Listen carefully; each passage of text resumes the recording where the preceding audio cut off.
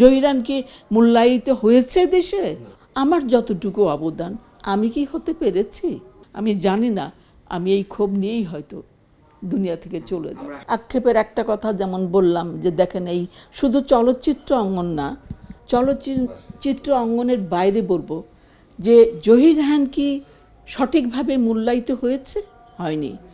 আজকে আমি সুচন্দা, আমার যতটুকু অবদান আমি কি হতে পেরেছি? পারিনি।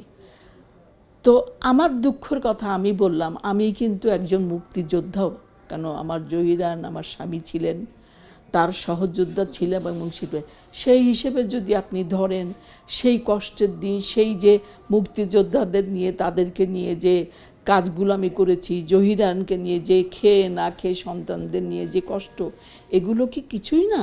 তো এগুলো না, কিন্তু অনেক ক্ষেত্রে দেখা গেছে যে যাদের হয়তো তেমন কোনো অবদান নাই কিন্তু তারা অনেক পুরস্কার পেয়ে গেছে, সেখানে সবচেয়ে আগে আমার কথা তো বাদই দেন, জহিরান কতটুকু মূল্যায়িত হয়েছে? জহিরান কি মূল্যায়িত হয়েছে দেশে?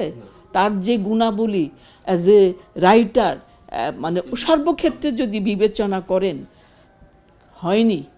হয়নি। এটা অবশ্যই আমাদের মনের মধ্যে আমার সন্তান এবং আমার কথা বলবো, আমার এবং আমার সন্তানদের মধ্যে একটা ক্ষোভ, দুঃখ এটা রয়ে গেছে এবং হয়তোবা আমি জানি না, আমি এই ক্ষোভ নিয়েই হয়তো দুনিয়া থেকে চলে যাব।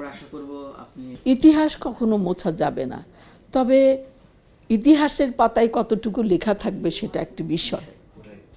সেটা যদি সঠিকভাবে লেখা হয় তাহলে সেটা কোনো দিন মুছে যাবে না, ইতিহাস কোনো দিন মুছে যাবে না।